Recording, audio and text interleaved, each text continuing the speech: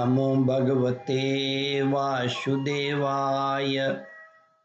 श्रद्धालु भक्तों, श्रीमद् भागवत महापुराण के 10वें स्कंद के उत्तरार्ध के 72वां अध्याय के अंतर्गत पांडवों के राजसूय का आयोजन और जरासंध का उद्धार का प्रस्तुतिकरण करूंगा। इसके पूर्व जहां तक आप कथा श्रवण कर चुके हैं उसके आगे का प्रस्तुतिकरण करता हूं। जरासंध ने मन में विचार किया, विष्णु भगवान ने ब्राह्मण का वेश धारण करके बलि का धन ऐश्वर्य सब कुछ छीन लिया, फिर भी बलि की पवित्र कीर्ति सब ओर फैली हुई है और आज भी लोग बड़े आदर से उसका गान करते हैं। इसमें संदेह नहीं कि विष्णु भगवान ने देवराज इंद्र की राजलक्ष्मी बलि से छीनकर उन्हें लौटाने के लिए ही ब्राह्मण रूप धारण किया था। दैत्यराज बलि को यह बात मालूम हो गई थी और शुक्राचार्य ने उन्हें रोका भी, परंतु उन्होंने पृथ्वी का दान कर दिया। मेरा तो यह पक्का निश्चय है कि यह शरीर नाशवान है। इस शरीर से जो विपुल यश नहीं कमाता और जो क्षत्रिय ब्राह्मण के लिए ही जीवन नहीं धारण करता उसका जीना व्यर्थ है। श्री सुखदेव जी कहते हैं, परीक्षित, सचमुच जरासंध की बुद्धि बड़ी उदार थी। उपर्युक्त विचार करके उसने ब्राह्मण वेशधारी श्री कृष्ण, अर्जुन और भीमसेन से कहा, ब्राह्मणों, आप लोग मन चाही वस्तु मांग लें। आप चाहे तो मैं आप लोगों को अपना शीर भी दे सकता हूं। भगवान श्री कृष्ण ने कहा, राजेंद्र, हम लोग अन्न के इच्छुक ब्राह्मण नहीं हैं, क्षत्रिय हैं।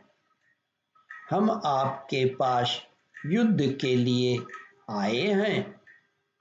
यदि आपकी इच्छा हो तो हमें द्वंद्व युद्ध की भिक्षा दीजिए। देखो, ये पांडु पुत्र भीमसेन है, यह इनका भाई अर्जुन है और मैं इन दोनों का मेरा भाई तथा आपका पुराना शत्रु कृष्ण हूँ।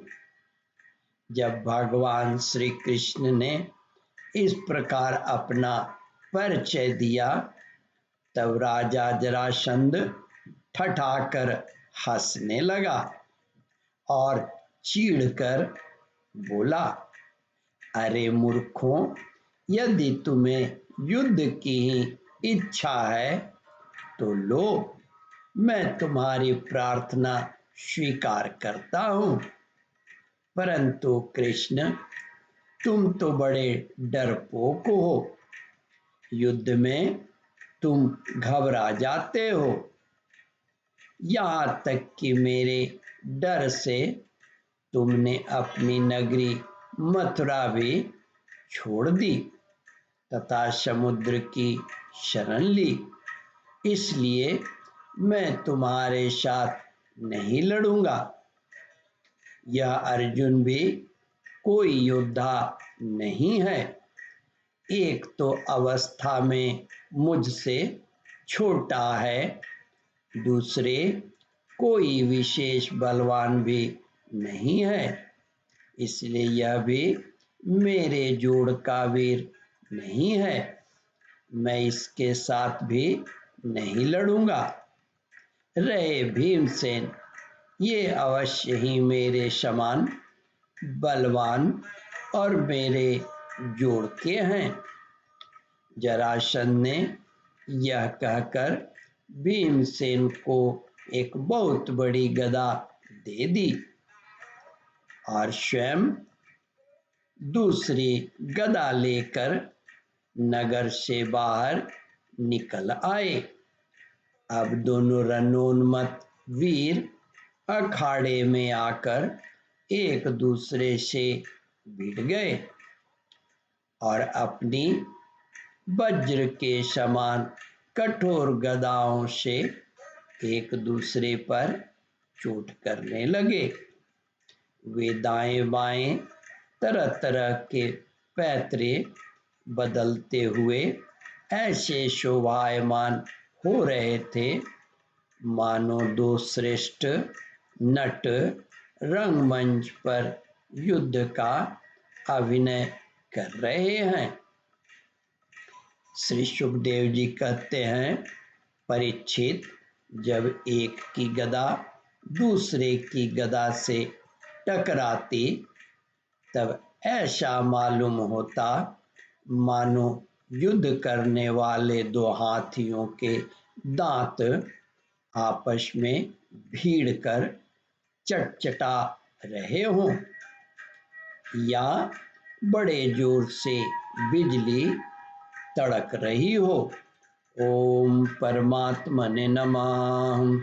श्रद्धालु भक्तों, इस कथा को ध्यान पूर्वक श्रवण मनन और इसका चिंतन करें। इस कथामृत का रसास्वादन अपने बंधु बांधवों को भी करावे। इस वीडियो को शेयर और सब्सक्राइब करें। ओम परमात्मने नमः।